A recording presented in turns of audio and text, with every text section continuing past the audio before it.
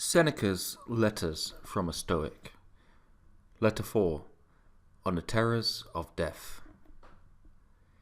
Keep on as you have begun, and make all possible haste, so that you may have longer enjoyment of an improved mind, one that is at peace with itself.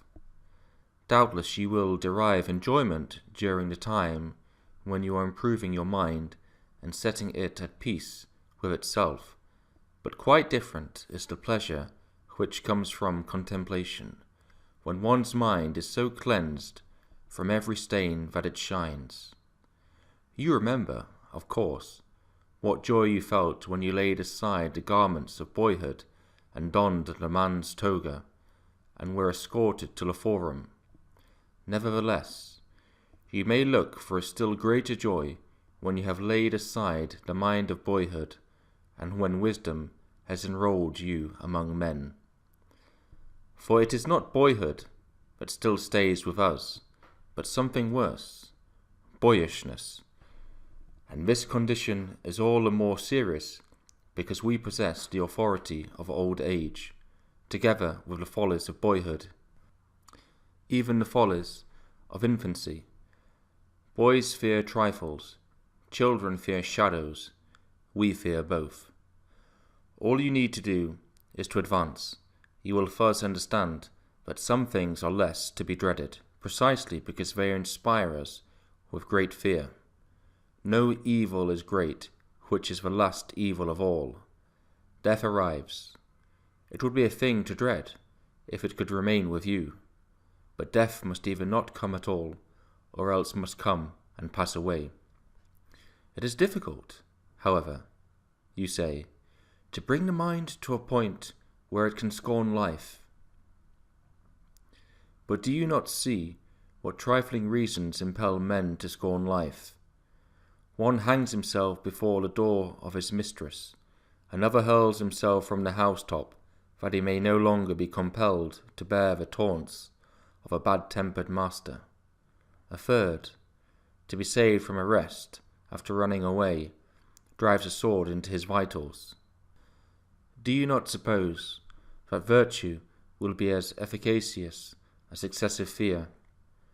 No man can have a peaceful life who thinks too much about lengthening it, or believes that living through many councilships is a great blessing.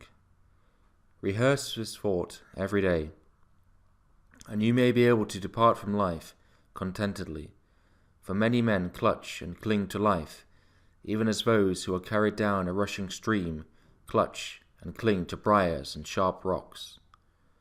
Most men ebb and flow in wretchedness between the fear of death and the hardships of life. They are unwilling to live, yet they do not know how to die. For this reason, make life as a whole agreeable to yourself by banishing all worry about it.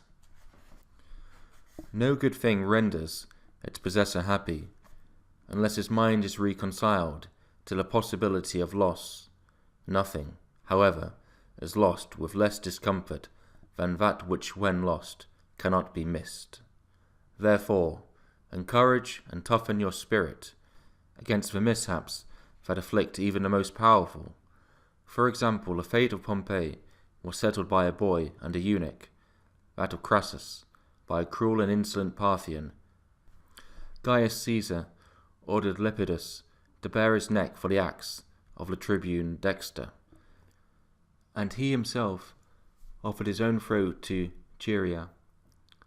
No man has ever been so far advanced by fortune that she did not threaten him as greatly as she had previously indulged him. Do not trust her seeming calm. In a moment the sea is moved to its depths. The very day the ships have made a brave show in the games, they are engulfed. Reflect that a highwayman or an enemy may cut your throat, and though he is not your master, every slave wields the power of life and death over you. Therefore, I declare to you, he is lord of your life, and that scorns his own. Think of those who have perished through plots in your own home, slain either openly or by guile, you will realize that just as many have been killed by angry slaves as by angry kings. What matter, therefore, how powerful he be whom you fear, when everyone possesses the power which inspires your fear? But, you will say, if you should chance to fall into the hands of the enemy, the conqueror will command that you be led away. Yes, whither you are already being led. Why do you voluntarily deceive yourself and require to be told now for the first time what fate it is that you have long been labouring under?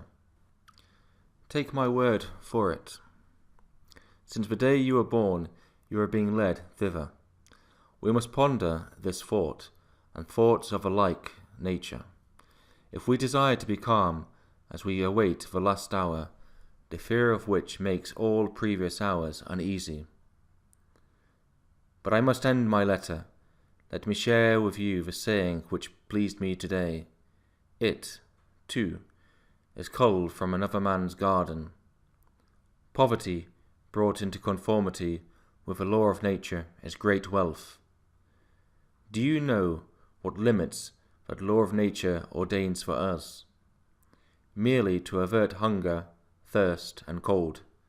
In order to banish hunger and thirst, it is not necessary for you to pay court at the doors of the purse proud, or to submit to the stern frown, or to the kindness that humiliates. Nor is it necessary for you to scour the seas, or go campaigning. Nature's needs are easily provided and ready to hand.